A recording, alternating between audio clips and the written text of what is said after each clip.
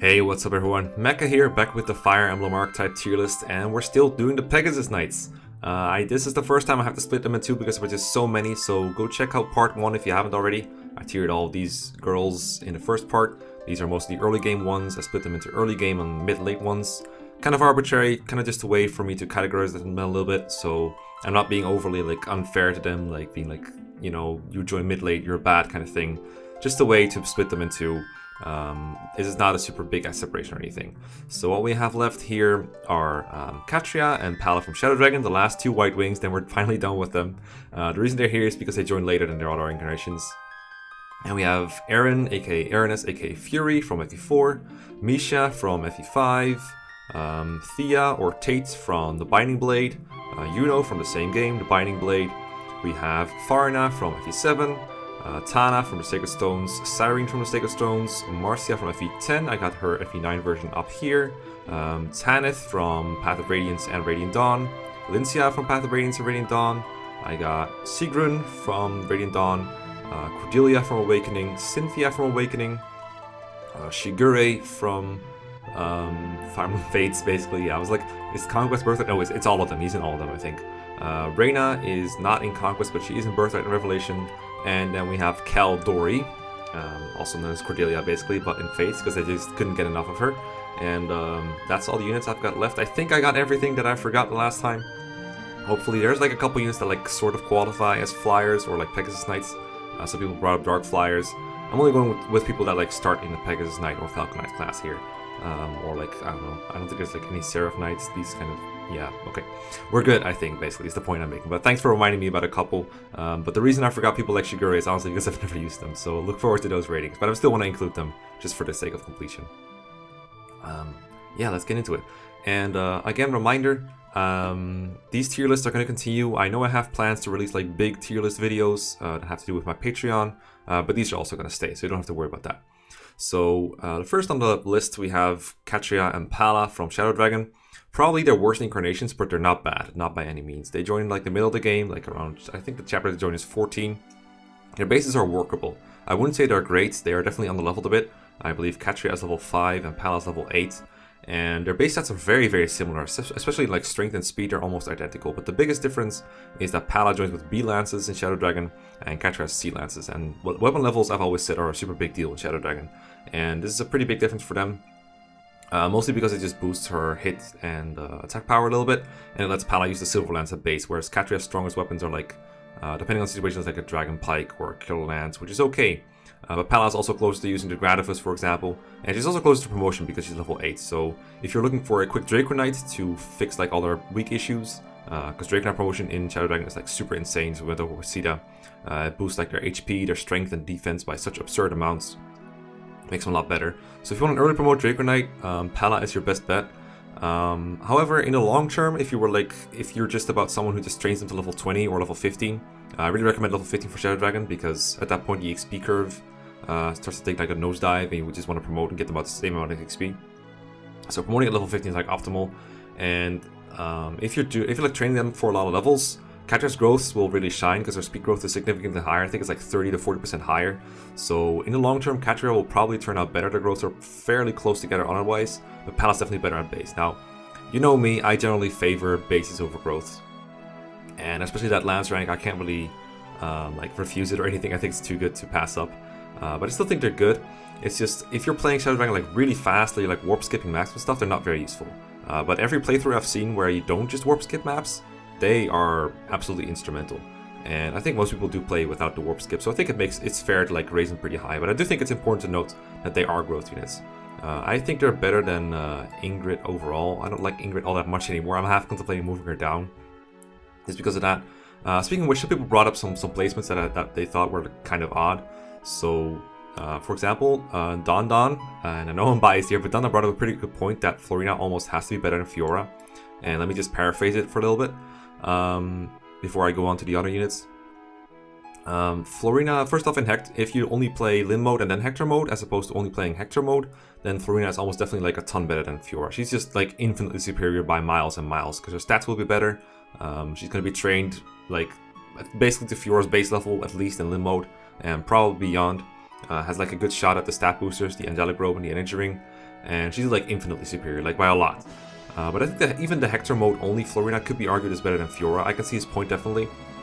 His point was basically their stats are going to be fairly similar at the point where Fiora joins, as long as you're able to give levels to Florina. And it's not that difficult to give her levels. So you kind of have to go out of your way. Her base stats are kind of bad, but not so bad that you can't do it. And it's always worth investing into a flyer like that, almost always in Fire Emblem, especially in a game where they only face like double bow effectiveness like in FE7.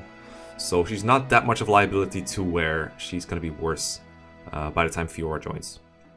It takes a little bit of extra work, but she more than makes up for it through her flyer utility, because there's like a lot of flyer utility between Florina's join time and Fiora's join time. Joining chapter, Lady of Kaelin, you can like have her dump a character over the cliff, get him right in the middle of the action.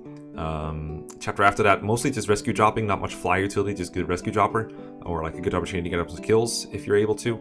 17X, the Fargus chapter, talk to Fargus, she's perfect for that. Skip the pirates, fly Florina straight to Fargus, easy win.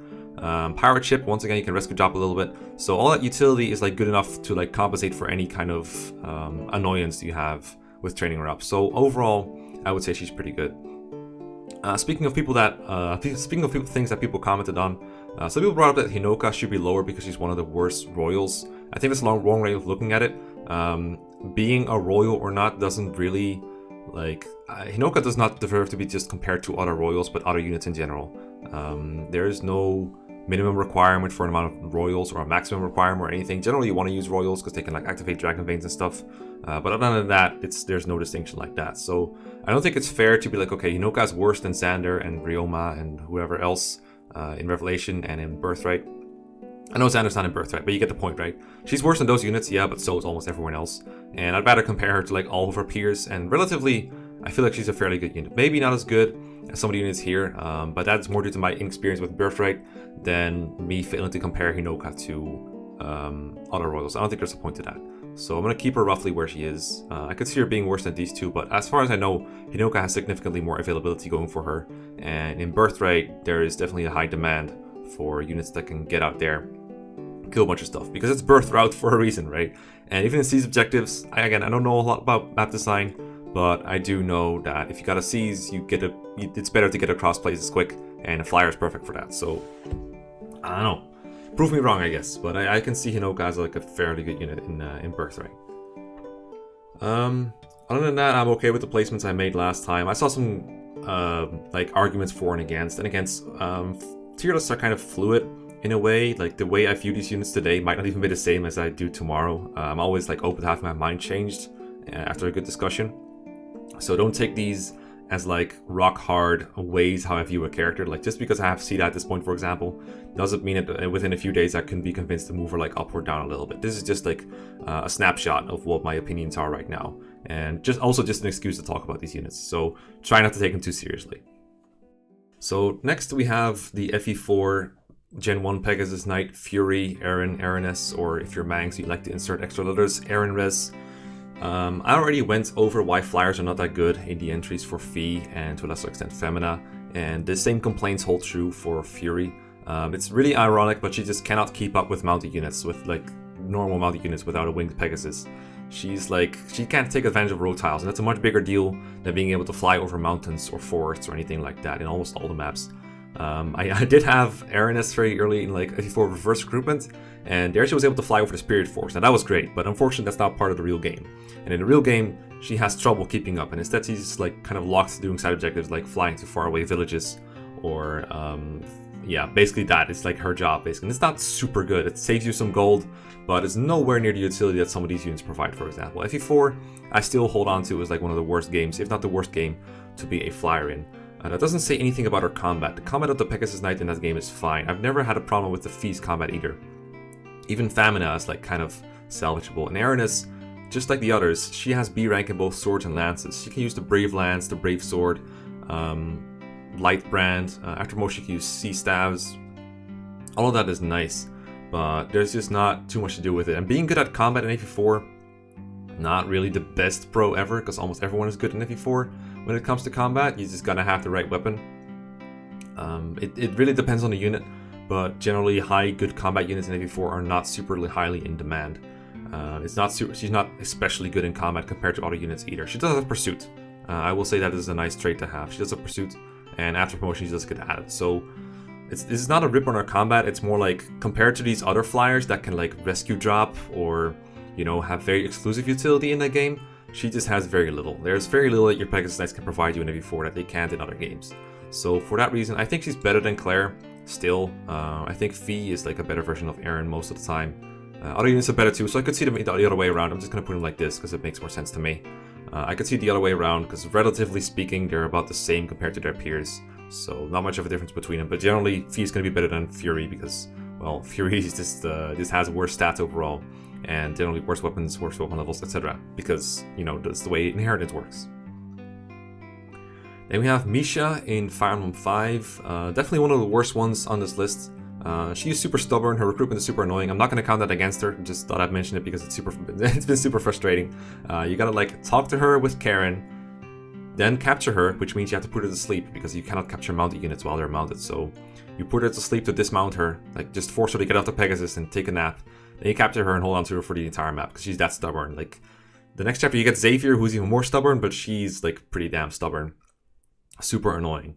And other than that, though, she's not very impressive. Her strength is a little low, but she can use magical swords like the wind sword she comes with, and she does like okay at them with combat when you want to. It's just I've never really found much of a use for her. She joins basically at the end, like at the last chapter where flying utility could be useful, and she joins after it. Like the first chapter you can use her in is an indoor chapter, and then after that you have an outdoor chapter where you're just running away. You don't really care about flyer utility very much, because that's chapter 19, the runaway split chapter. And then the chapter after that is a defense chapter where she's kind of vulnerable and not very good for holding the line. She's not as good as, say, I don't know, like a buffed up Leaf or Ralph or Fred, or like someone who provides a leadership star like Glade or Finn or Xavier. People like that are more useful in that defense chapter than she is. And she has to watch out for ballistas too. That chapter has a lot of like reinforcement ballistas that you want to avoid. Generally it's a good idea to block them anyway, but it doesn't help that she's vulnerable to them. And then after that, it's mostly indoor maps and warp skip maps and just staff spam maps generally. So there's really very little room for her to do things. And I can think of like one scenario where she's sort of useful to capture like a dark mage in the Sia's set chapter, and that's it. That's all I can think of for a pro flyer at this point. It's nice to be pre-promoted. That means she like doesn't have to give her a master suit or anything. Don't have to train her, but the result is just not very good. She's not very bulky or strong. Not an especially good combat unit indoors. The high sword rank helps, I will admit that, but other than that, she just doesn't have much going for her. I'm going to put her in like the D tier for now. Definitely one of the worst units in Thracia. Still salvageable if you want her to be. You can still use scrolls to boost her up if you're like a big fan. If you like messy hairdos, if you like messy green hair, sure, go ahead. If you just enjoy her character, the way she's portrayed, that's great, go ahead and use her. Thracia can be very forgiving in some ways. I know it's surprising to hear, but if you know what you're doing in Thracia, you can use like anyone. But this is not the one I would recommend to most people. Next up is Thea, or Tate, from the Binding Blade, FE6, you know, the one with Roy in it. And I'm gonna get straight with you here. She will end up below Shanna. I think Shanna is a lot better than Thea is, because she joins earlier, and a lot of people used to think that she was actually better, that Thea was actually better, mostly because of the Harpa bonuses and the higher strength growth. Both of things, like, they sound nice on paper, and we're like talking about the units, but in practice, it doesn't do very much. And for a lot of reasons. A lot of them are detailed in one of my Pitfalls episodes. The Pitfall episodes exclusively about Shanna. I believe it's the 6th one, actually. And I just go over in like excruciating detail why Shanna is like kind of underrated. And it comes down to the fact that when Thea joins, Shanna is just much better, much faster, better weapon rank especially. She can have like A rank lances and working on like D rank swords. She's gonna have she doesn't even have to promote right away because she's level 7, and then she has like D rank swords, and that's an awful base rank to work with. In FE6, it means you cannot use the Axe Reaver to fight the brigands in the Western Isles, and it means you cannot use you can use Horse Slayers, that's good, but you cannot use Killer Lances, which come around in chapter 13. So unless you promote her before then or get like a lot of combat experience before that, you probably won't be able to use Killer Lances, and those are some of the best weapons in FE6 because they're most accurate and they give you a high chance to one round with a critical hit. Also, she's just like slow. Like for a Pegasus Knight, she is super slow at base level. For some reason, sure, she has Harpa bonuses, which sounds good, but unfortunately, she has like very low base stats in normal mode. So those tiny little bonuses of like 2 to 3 points in some stats come on top of like very bad base stats. So Harpa bonuses sounds good, but she doesn't get much out of them because her base stats are so crappy. And that means that generally, when compared to Shanna, she looks pretty bad. And even without comparing to Shanna with like other units, her combat is like not fun to work with. She does like single-digit damage. Her durability is awful. Gets 2-shot by just about everything. 1-shot by bow users. I think she takes a ton of damage from axe users, especially to the point where like if she gets hit and you heal her up with like a normal healer, then she's not even like out of death range sometimes. It's that sad.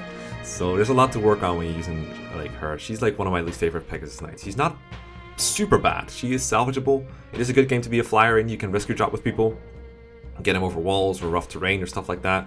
And I do like that training her gets you like into Ilia easier. So for example, if you want to use Shin but you don't want to go to Sakai because it's the more difficult route and the more annoying route to play, you can train her and kind of compensate for it. That is a little pro that I'm willing to give her some credit for, but I generally don't think she's good. I don't know if she belongs in the same tier as Shanna. Like the fact that her strength growth is a little better doesn't really help the fact that Shanna just joined way earlier, and even though her strength is still on par with one another after all that time, but it's not going to compensate for the fact that Shanna can just use better weapons like a Silver Lance, Killer Lance, Gant Lance, that kind of stuff. I don't think they belong in the same tier. I'm going to put her like here somewhere. I do like her flyer utility. There's a lot more of that than these units, for example, so I do like that. Next up, we have Yuno. Now, you just heard me rant about how bad she is, but she is absolutely terrible. The only good thing about her is really her class. She joins basically at the end of 20 in Ilia, so she's only in one route. She's not in Sakai, but you're not missing out if you go to Sakai, because she has horrendous strength. Just to give you a picture of how bad she is, I remember playing 0% growth with Don, watching a video where he's playing 20x, I think, or actually chapter 20, the chapter where she joins. And he recruited her early and had to go into the arena. And the arena scales its enemies based on how good your units are. It looks at their stats and like gives you an enemy that you can like beat, but is like not easy. Basically, it's what it tried to do. So she ended up facing a general, and she did damage to that general, but she didn't do too much. But it turns out that in order to do the amount of damage she did, the general had to lower his own class base in order for her to give him a shot. Like in order for her to get a shot at beating that general had to like nerf himself. The arena nerfed itself to make Yuno have a shot at the arena. Now, if that doesn't show how bad her strength is, I don't know what does. Her weapon levels leave like something to be desired. A-rank lances is pretty much, I'm pretty sure that's what she has. A-rank lances sounds good, but then you realize that you get the Meltate like 1 or 2 chapters later, and she can't use it, and that sucks, because that's kind of what you want out of a unit that late in the game. Silver Lances is okay, but not with her strength. It's not going to get her anywhere. And then she has E-rank swords, so you can't rely on like killing edges or anything either. So unfortunately, she's not very good. I think she's like a little worse than Misha, actually. I think Misha has some purpose, some uses, but there are some things you can do actually. In chapter 21, you have so many deployment slots that she's probably fine to have in one of them. You get like 80 units or something, like 20, it's insane. And she can help lift people across the mountain ranges and avoid reinforcement zones that way. If you do that, the chapter becomes like super more manageable if you just avoid the reinforcement zones. But that is tricky to do. That is a little tricky to do. But you can do it, and she can help with it. So that's kind of nice. That's one thing. But that's like the only time I would deploy her, probably.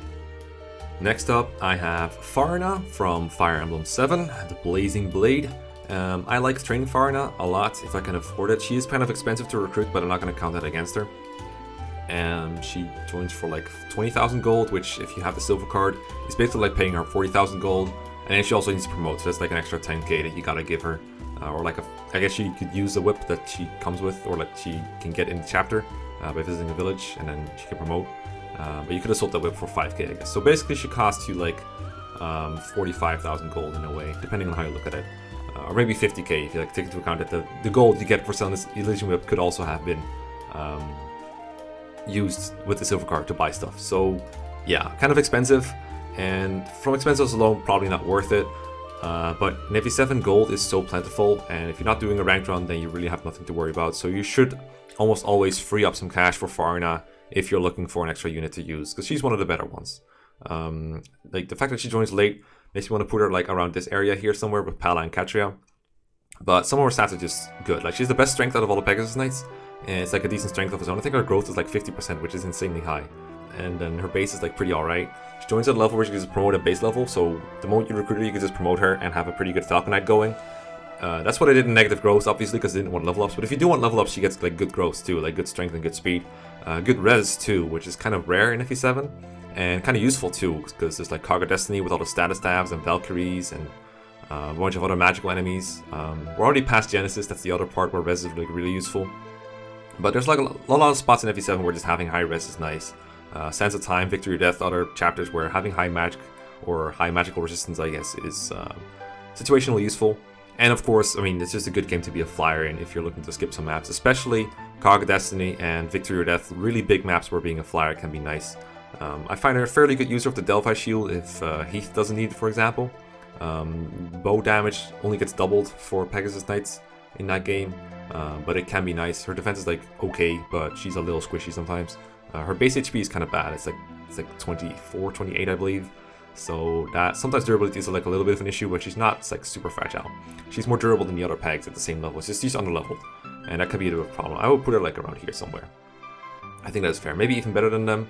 I like these two a little better for what I've seen in Shadow Dragon runs where you don't warp skip. I think these have like they're stand out a little bit more compared to FE7 units. FE7 has a lot of broken combat units that Foreign I can't really compare to. People like Harken, Pent, Hawkeye, like Blinn mode, promoted Paladin, that kind of stuff. They kind of outclass her in the combat department. These are some of your best combat units when trained. So that's the reason why I'm like tempted to have her below them. But I like Farna a lot. It's just a lot of money, but there's a lot of money too, like in your pocket, so you can afford to use her. She's fine. I like her. I will say though, like her availability is kind of bad when you think about it. It's like chapter 25, so maybe she's like, I don't know. Yeah, actually, come to think of it, the availability is really bad. I have these like low availability pegs over some of the earliest pegs in the game. That is kind of weird. I don't really like that. I think I'm gonna move these down a little bit. Yeah. I think I'm gonna go down a little bit with these. They're like good, but they're not better than the early pegs. Like, come on, they're not that good. They're nice, but they're not that good. Ingrid, I don't know if she should stay or not. Because I'm tempted to move her down a little bit too, yeah. I like these, like the early pegs I think are better than the late pegs almost always. And they are good at combat later on though, but these can be like salvageable combat wise too, and she's like good enough to where the fly utility alone keeps her drift. So I'm actually gonna move them down here. I like that better. Next up we have Sacred Stones Tana, another one of those mid-late pegs, definitely. I have Vanessa at A tier up here. I saw some voices for moving her lower, but I kind of like where she is, maybe like 1 or 2 spots down. Tana, she joins in chapter 9 of Erica route, and basically the end of chapter 9 of Ephraim route, so effectively like chapter 10 there. And she's underleveled. Her bases are good for her level, but again, that doesn't really count because the enemies are still stronger than you are, so you need catching up and like favoritism to get good. She can get good though. It's like a trend in general to have the mid-game Pegasus have like better strength, I feel like, and Tana continues the trend, and it turns out pretty alright if you train her. Her base isn't too great, but she's kind of like Pala and Katria in that regard, where she can kind of hold her own against like individual enemies with a little bit of healing on herself. It takes her a while to kill an enemy, and you have to set it up for her if you don't want to take a while. But it's not like training Nino or training Est or something. It's like very viable. Speaking of Est, if you're still confused about where she is, because she hasn't been on these tier lists, I have another video with just Est in it.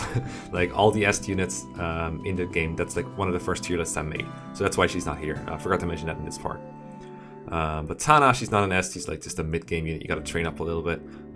Bit of a pain in the butt to do, but in FE8 it's generally worth it to train like some kind of flyer. I think you guys might recall the draft race we did, which was like not in the scope of this tier list. It was like normal mode, speedrun, so something entirely different than what I'm tiering here. But what I just liked about that one is Gwimbitch managed to train up Tana, and a lot of other people had Vanessa in their roster, but not Tana, and he had Tana. He just beat us all like super hard. So that shows that Tana can be made into something good. But again, for normal mode speedrun, bit of a tidbit, bit of trivia, but it gave me some level of new respect for Tana. Overall, training her is a little too annoying for me to put her like higher than this, I think.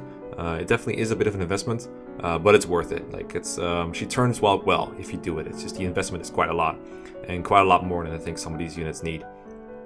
And the result is like, I think marginally better, especially strength-wise, but not so much that I put her like higher than this.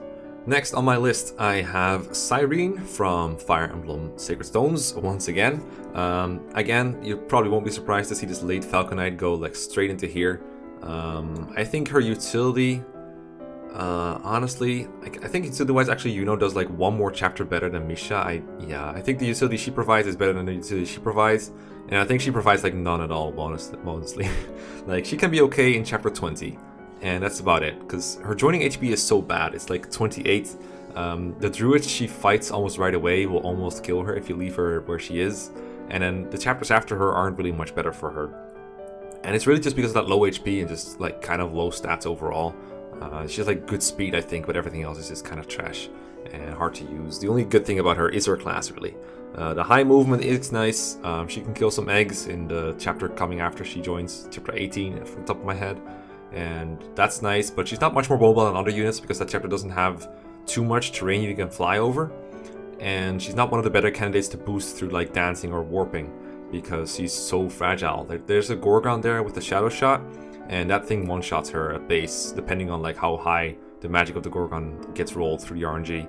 So you have to give her a pure water just to survive that, which is just gross. Or if like any other enemy hits her, if she survives, she's just dead, like that gargoyle that starts there. So not a fan. The one thing I like about Cyrene, other than her class, is her base sword rank. It's C, so she can use killing edges, which is kind of cool. And then she has A rank lances as well for the silver lance that she comes with. So she has good weaponry, but even with that good weaponry, she's not that great. And just like with Yuno, she cannot use the legendary lance. In that game, it's called the Vidafnir. You have like so many better candidates for it, even if she could use it. But the fact that she cannot use it like completely like makes her fall flat on her face in the combat department. And I think that also makes her a little harder to use as a rescue bot because she just sucks at flying. Or rather, she sucks at fighting. If you use her to, say, try to drop Erica or F-Frame in the area where the gate is that you got to see in chapter 20, the chapter where you fight Reeve and the Draco zombie boss, she's going to get destroyed by a lot of the enemies. So even when she's not holding your lord at that point, she's in danger of dying in the middle of like a bunch of enemies. And that's something you don't want in the flyer. You want something like Vanessa or Cormac that can just dodge reliably or take hits reliably. She doesn't do either of these, and that really sucks. She can be good to like build a rescue chain from your starting points to the finish point sometimes maybe, because then you can like make sure she's safe. But as a rescue bot herself, I never found her too useful. So that's why she's in D tier. Yeah, I don't think I can ever argue her higher than this. She's one of the worst units, definitely. Reverse recruitment Cyrene though, super good. Super good. One of the best units I've ever seen, because she replaces Seth. And you just get a pre-promoted Falcon Knight, so that is super fun to use. Now, next up is Marcia from FE10, Radiant Dawn. I already have FE9 Marcia up here, and I think anyone who likes her, like if you just come off of playing Path of Radiance, you might think, yeah, FE10 Marcia, I'm going to use her again. She's probably super good, and she's okay, I guess. She's not this level of terrible, but she has a lot of issues. The first one is just availability. She's only around in 2 Prologue, where I mean it's kind of a dumb map. It's kind of like an auto-scroller basically for Fire Emblem. Not a whole lot she can do. Like everything she does is basically for her own improvement, and that's about it. Then she's in 2-3, Joffrey's Charge. Useful unit, I will say. Not for all the weird reasons. She can be used to distract enemy units that you don't want to kill, which is almost all of them. You want to keep as many units alive on the enemy side to get more bonus experience for your other units. That is nice. It's something she can help with. She can do some like okay combat, but because the enemies you're facing are like tier 1 enemies, beating them isn't very impressive, and you don't want to do it because you want to get the bonus experience. She can fight like this one Horse Slayer Paladin sometimes. That's kind of nice. You gotta watch out for bow units, of course, but that's like a given with all these units. But for Marcia, it's an especially big problem because in FE10, effective damage is triple, and there's a lot of crossbows that will murder you, and that's gonna be an issue for a lot of these units that are like in the Radiant Dawn era. And especially for Marcia, it's a big deal, and she really needs to watch out for those. Snipers are like annoying too, but especially crossbow hunters, or crossbow warriors, I should say, those are a big problem for her. Then she's in 2E. The thing I hate the most about Marcia in 2E, the Elincia's Gambit, is she joins after the prep screen. So you cannot bonus XP her, you cannot give her weapons beforehand, and after that, all the bonus experience you could give her, you want to give it away in that chapter. You want to give it to like Har or something, or if you're dumb, like Heather, or like Andy's Nethany or something. You don't have the option to give it to Marcia, which means Marcia doesn't have access to that bonus XP. If you want to give it to Marcia, you have to wait all the way until like 3- I think they reappear in 3.9. This group of Crimean Royal Knights, they appear in like 3.9 instead. That's a long ways away. That's a very long ways away. You don't want to waste that bonus experience by waiting that long. Whereas if you give it to Har, for example, or Nethany, you kind of get it back in early in the Grill Mercenaries in part 3, and like 3-2 was when you get Har and Nethany back. So they're a much better investment for that bonus XP. So that sucks for Marcia, basically, is my point. That could have been made her like really good if you could just give her a bunch of bonus experience. Mostly in the relevant for normal mode and hard mode, you don't even get that much bonus experience, I will say. But for normal mode, that is a big deal. And then combat-wise, I think like the Falcon Knights and the Seraph Knights in general in that game, they just don't impress me like through strength or speed. I always find them like short on one-rounding stuff. The only way I find them to be able to one-round stuff is just through like Horse Slayers or like really strong forged Sylph weapons or something. I always find that they're like a little lacking in the combat department, and Marcia is definitely the poster child of that like syndrome. I don't find her combat to be too impressive. I will say in that chapter, in part 3, like 3.9, the part where Joffrey is like saving a bunch of villages, like like playing firefighter basically. That is a nice map for her, because the Crimean Royal Knights is a bunch of paladins that can move up on ledges, like Joffrey, Kieran, Makalov, Astrid. So Marcia being able to do that freely is pretty nice, and the only other units you can do it are like Danvet and Khalil. So Marcia being able to get up there, douse some villages, fight some enemies early, maybe fight some hidden treasure, that's kind of good. I kind of like that about her. So that's about it though, and it's like not that much of a thing. So I think I put her like up here somewhere. I think I would put her... I think she's like a little better than Claire. I don't know if she's better than these units. She doesn't have too much flyer utility. Even in part 4 she's not that good. I'm gonna put her like around here. This C tier seems okay to me. She's more salvageable in this in like normal mode, I think, but for hard mode I think I would put her around this place. I don't think she's that good.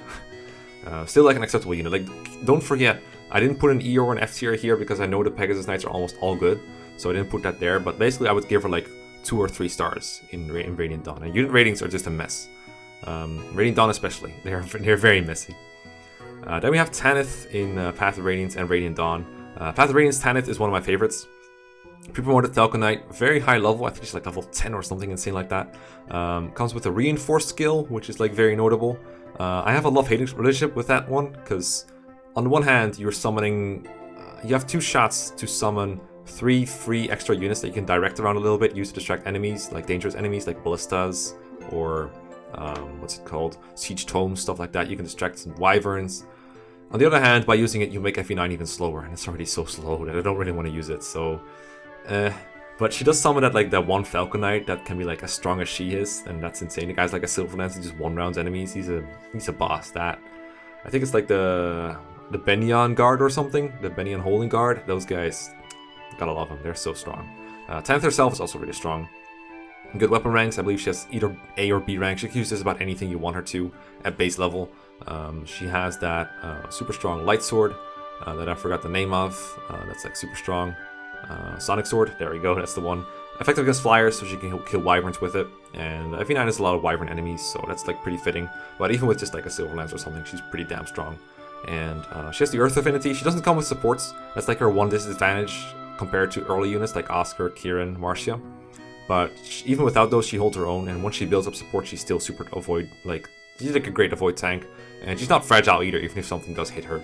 Of course, FE9 is like kind of an easy game. If you're not playing Maniac mode on the Japanese version, then yeah, you're probably just gonna have an easier time no matter what you use. But I think Tanith is like a good unit overall. I would put it around here, maybe even here. Again, my unfamiliarity with Hinoka is kind of playing me parts here. But yeah, I think she's good. She joins late, but you don't have to train her, and that makes her like super strong. And she doesn't join that late. It's like chapter 17, I want to say, where she joins. So there's like a third of the game left roughly. So I would say she's good enough. Then we have FE10 Tanith, and just like Marcia, she kind of fell off in between for some reason. She joins in the Pitfall chapter, the Mekkah chapter, Mekkah's Bridge, 3-11 I want to say from the top of my head. And she's like okay there. There's some things she can do in that chapter and later on. She's not that hard to get the 3rd tier to Seraph Knight to promote. She's like level 16 at base, I believe. So a couple of bonus XP levels away, or just some combat levels. Or just seal her up if you really want to promote her and get the extra movement. Get the stun skill and stuff. Growth-wise and base-wise, she's not super impressive. I already said I'm not super impressed with the strength and the speed capacities of the Seraph Knights in Radiant Dawn. But I think she's better than Marcia in that regard. You don't have to invest as much into her to make her good. And I know particularly in normal mode and on speedruns, she can definitely be a very viable unit. And if a unit gets trained on a speedrun, you know you're like worth it generally. And in part 4 Radiant Dawn, when your army gets split up across multiple paths, you almost always are kind of lacking in combat capacity, so there's some free utility for her there. Even if you have trained like 10 units, you still have to split them up across like 3 different paths, so there's generally something Tanith can do. You can put her on the desert along with Sigrun and Mekkah and Skrimir and that kind of group, and Sanaki. And then there's like a desert chapter where she can be useful to just ferry people around. Even if she's just ferrying around souls, that is being useful. So I think she's okay there, but not great. I would put her around here somewhere, I would say. Worse than Sam, yeah, something like this, I think. She's okay, but not great. Maybe even like 1 tier lower. I do think it's like she's easier to train up and be useful than she is by far. These don't have much flyer utility. I do think she's better than Marcia, so this seems like around the right spot for her. But it could go like a lot of different ways, so you never know with these. The same kind of goes for Sigrun. I kind of want to go with her now because she's like so similar to Tanith. Sigrun has a higher base level. She's closer to promotion. Her base stats are like fairly close to Tanith, but her growths are much worse. The speed growth in particular is a lot worse. So I think Sigrun is the worst of the two overall, especially if they're being trained. If you're only using them to just promote instantly and attack with them and just kind of ferry people around for the rest of it, Sigrun might be a tad better. But as an investment project, as like a long-term combat unit, I think Tanith is the better one by far. So I'm gonna put her here below Tanith. Speaking of investment projects, next up we have Elincia from Path of Radiance. Now that's an investment project right there. For a long time we had Elincia on a tier list that was like super low. Like we always thought it was super garbage. And I still think she's not super optimal, but I have like a more favored light on her. Like a more favored view on her, I should say. Just like in Radiant Dawn, she has the immediate. And I saw Radiant Dawn before I saw Path of Radiance. And I always thought there's no way she can be bad in Path of Radiance if she also has the immediate there. But the problem is, the immediate in Path of Radiance is super weak. It still has infinite uses, it's still brave, and that's still like their personal sword. But it's so much worse, holy shit. And her strength is Garbo. She joins very underleveled, very late into the game in Clash, one of the most annoying map in existence. So you always kind of associate Elincia with pain just because she joins in Clash, even though that's not her fault. Like you can't blame her for joining in a map. That's just a pain for every unit in general. God, that map is so bad. I hate it so much, especially in Maniac mode. It was the worst. She does give a game over if she dies, which can be a big pain if you're doing an Iron Man run, or if you're just so close to the end that she just dies and she's forced onto it, so that sucks. But generally, I think most people reset when any unit dies, regardless of who it is. So whether it's Elincia that dies, or Oscar, or Soren, generally doesn't really matter for most players as long as they're like units they care about. And of course, we all care about Elincia. She's a great person. But it's kind of sad when she dies, and she can die easily because her HP and base strength and like defense are just all so low. Enemies love targeting her if they have the opportunity. There's good things about Elincia though. For one, I mean, she can fly like any unit on this map, and flying is just good in this map and even in this tier list. And being able to fly is just nice in Path of Radiance. There's not that many chapters left where it can be useful, but I do know that she can use you can do some interesting things. And particularly her A rank staves on her like personal class, like the Princess Crimea class. It's so nice. A rank staves lets her fortify, restore, physic, just heal someone with mend or something. She can fairly easily reach S rank staves and use the Ashira staff if you want to. And just the rescue staff in particular is like super interesting on Falcon Knights. I've seen someone 2-turn clash using Elincia and Raisin. Like he would just I think what happened was they would like rescue staff Raisin, have Raisin fly upwards, transform himself with a Lagoon Stone, and then something weird like having Elincia pick up Ike next turn, drop him off, dance for them both, have Elincia kill the boss, and then Ike seizes or something. It was fantastic to see. Obviously not representative of a normal playthrough, but very interesting nonetheless. But just having a flyer with the rescue staff gives you a lot of flexibility. Mist is often praised for being a multi-staff user, and this is an even better version of that, assuming you can keep her alive, and that can be tough. I can't put her like any higher than C tier, no way. She just joins too late, she's too fragile, but she does have utility that I think some of these units just do not have. I would say she's a little better than Claire, and that's about it. I think this is an okay rating for her. There's very little opportunities to contribute, and some very interesting options when she can contribute, but still liability. It's like still liability. Next is Radiant Dawn Elincia. Much better, good improvement. She joins in 2 prologue, and then in Elincia's Gambit, and then vanishes for the entirety of part 3. And that is the big problem I have with her, is her lack of availability. Even in the game in Radiant Dawn, where availability is a little lower, she managed to be like way below average in that regard. That's the reason I gave her only 3 stars when I was rating units with Mags in his FE10 Let's Play. She's just not around very much, and when she is around, even in 2 prologues, she's not that great. She doesn't have the immediate, she just has a slim sword, so she doesn't do any damage, and she can heal people, but the only person who needs healing is like Marchand. She could just heal herself if she wanted to. So Elincia being able to heal people is mostly for her own benefit. It doesn't help anyone else very much. Har doesn't need healing, Lucia doesn't need healing. It's really only for her own benefit. So it's just self-improvement. It's an auto-scroller chapter. It doesn't really help you very much that she's there. And then in Elincia's Gambit, I will give her credit for that one. That one's she's great there. She's absolutely fantastic. Top tier chapter to be a flyer, and especially one that can one-round things with the Amidi. Just being able to quadruple enemies to death. Proc stun against enemies you cannot quadruple or cannot kill, like the boss. Just having Kanto just fly around and then get danced by Leon and do it again if you want to. You can decide to either kill an enemy with her or have her heal someone that's injured. And if you're playing that chapter slowly, then yeah, having a healer is super nice. You get a physic for that chapter. Absolutely fantastic unit. Nothing wrong with her really. But then she vanishes, and not being around in part 1 or part 3 really hurts her credibility, I think.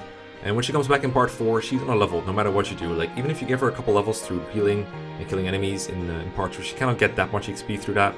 And as a result, she comes back with like not enough speed to quadruple enemies with the Amidi, so you want to invest some bonus experience into her. To be fair, her growths in both these games actually, like both of these games have her like really good growth on her, especially Radiant Dawn. If you give her BXP, you can pretty much rely on her getting strength and speed every time, I think, or almost every time. And with enough of that, she can quadruple enemies and kill them. Depends on the mode a little bit. I know in hard mode it's harder to come by BXP, but in normal mode it's very easily doable, especially hard normal mode and easy mode. Making Elincia good in part 4 is easy, but it does require investment, and I think that's a little bit of that's something you gotta like take into account when rating a unit, is whether they cost investment or not. And on the unit that already doesn't have much availability, I'm not gonna put her like any higher than B tier, I don't think. I think she's better than some of these like units I would consider like around here seems fair. I would rate her about the same as like these other investment heavy units that are like kind of good, basically. Her availability is like a little worse than these though, so that's why I'm putting her around here. But you can go either way. It looks weird, doesn't it? Having Elincia up here with Farna, like all these very different units. It's very hard to compare them. Speaking of hard to compare, how about we talk about, well, not kids yet. We're almost there though. But she's also hard to compare because she's an Awakening unit. So Awakening units are hard to rate because, I mean, Lunatic is stupid. Almost no one wants to play it. But then if you do hard mode, almost everyone can be good, and it just depends like what pair up you give them. If you give her a Frederick pair up, she's like super good. Like Cordelia joins not too late in the game. I would say her joining time is like a little bit of Nantana's. I would say she's very close to Sumia when it comes to utility. Their bases aren't even that far apart, I don't believe. Sumia is probably like super fast by the time she comes around. By the time you get Cordelia, but she's by no means unsalvageable. When she joins like a couple desert chapters coming up, where it's very easy to isolate enemies and kill them with Cordelia, or set up kills for her if you want to. And yeah, using her is like very easy, and she's very good in that game, I would say. I think maybe not viable in Lunatic overall, like less so than Sumia for sure. I know a lot of people think Lunatic is just a Ramen solo, but you can use other units. I think Sumia in that regard is more viable than Cordelia. But in hard mode, I would say they're not quite equal, but like close enough, I think. I would put her around here. I have limited experience with her. I've used her once. I'll mention Gale Force real quick because I don't remember if I used it or if I remembered it last time that I did this tier list. I think Gale Force might be a little overstated in like how important it is to a tier list like this, because you get Gale Force so late in the game. Like training someone up all the way into like Dark Flyer and waiting until like level, I think level 15 they have to be a Dark Flyer at level 15 to get Gale Force. That takes a long ass time, dude. And the big problem with that is like for Robin, if you reclass him or her into a Dark Flyer somehow, well, it has to be her, I guess, then she can probably reach level 15 in some amount of time because of Veteran. But if you're not grinding, then reaching it with other units is like pretty tricky because they don't have that Veteran XP bonus, and XP really slows down a lot in Awakening, like late into levels. So I think Gale Force, if you can get it through grinding or you just prioritize them for XP all the time, then it's probably good. And by probably good, I mean it's super broken. But I think without grinding, it's like you'd be surprised at how late you get it. Of course, it depends like how many units you're using and how long you're taking to kill maps. If you're just routing them all or just trying to beat the boss as soon as possible, it really depends. If you can get Gale Force, it's super good, and especially like in the late chapters, it's gonna be super great to just just kind of zoom through it, killing enemies one after another. But if you don't have it, I mean, it's just not there. So you can't really factor it in. Basically, my point is, Gale Force joins very late. It has very little availability unless you're grinding.